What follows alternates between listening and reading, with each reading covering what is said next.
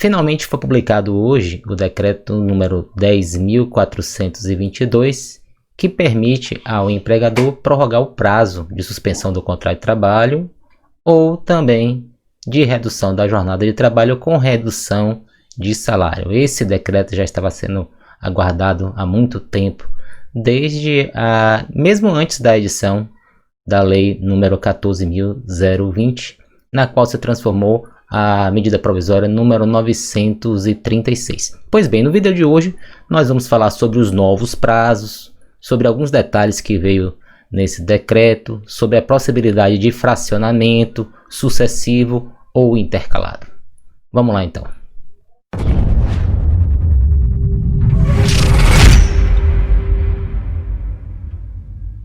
Bem, primeiro vamos começar falando sobre os novos prazos. Se a gente for observar a lei 14.020, veremos que o legislador ele estabeleceu um prazo máximo para a suspensão do contrato de trabalho de 60 dias. E no caso da redução da jornada de trabalho, o prazo seria de 90 dias. Somando essas duas medidas, não poderia ultrapassar o prazo de 90 dias. O que aconteceu agora com o decreto? O decreto número 10.422, ele majorou esse prazo, esse limite, para 120 dias em todas as suas modalidades. Ou seja, na suspensão do contrato de trabalho, passa de 60 para 120.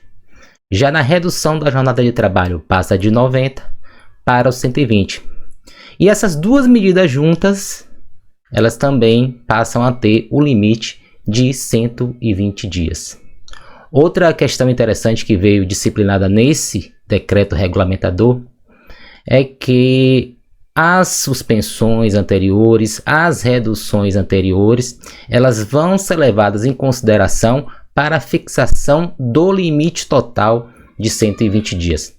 Portanto, se a empresa já suspendeu o contrato de trabalho por 60 dias, por exemplo, e quando do retorno reduziu a jornada do empregado durante mais 30 dias, totalizando 90, ele só vai poder usar mais 30 dias, seja de redução da jornada, seja de suspensão do contrato de trabalho, para que totalize 120 dias.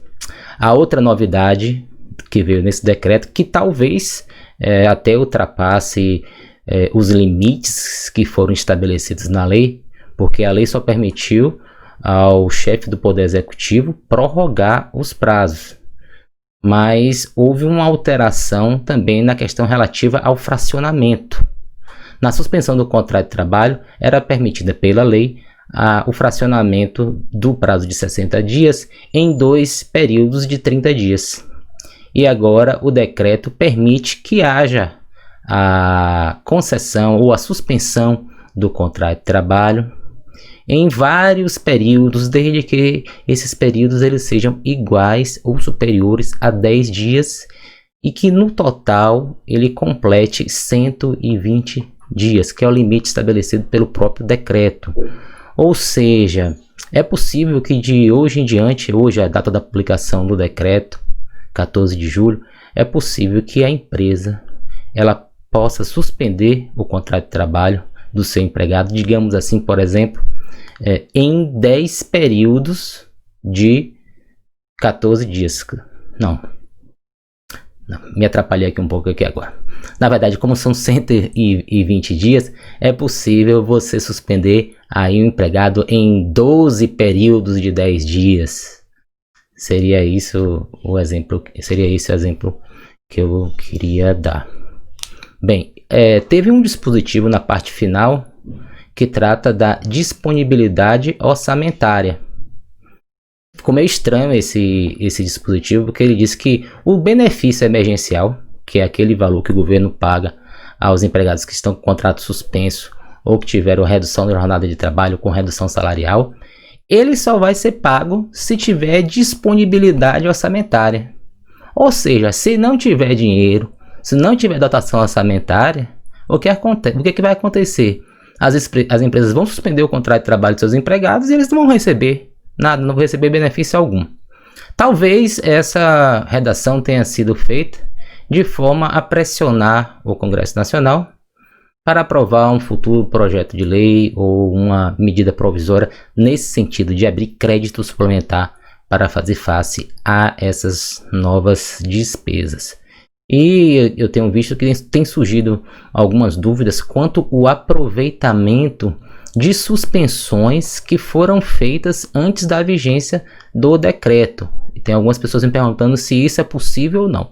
Seguindo a regra geral, está na lei de introdução ao Código Civil, lei de introdução ao direito brasileiro, que está na Constituição Federal, as regras elas têm efeito a partir do momento de sua publicação. Elas não têm efeito retroativo. Ou seja, se alguma empresa já suspendeu o contrato de trabalho há alguns dias, algumas semanas, mas já tinha ultrapassado aquele prazo de 60 dias, se você for seguir à risca a lei, a Constituição Federal, não poderia ser aproveitado esse período. O decreto ele é omisso nesse particular. Ele diz que é possível aproveitar, na verdade ele diz que as suspensões anteriores vão ser contadas para o limite máximo, mas ele não fala de suspensões que foram concedidas além do prazo legal de 60 dias. Então o que vai ocorrer na verdade o que vai ocorrer é que as empresas elas têm que aguardar a disponibilização no site do governo federal para ver se é possível registrar datas retroativas da suspensão do contrato de trabalho, ou seja, suspensões que ocorreram antes do dia 14 de julho. Então, por hoje é só. Um grande abraço a todos e tenham um bom dia.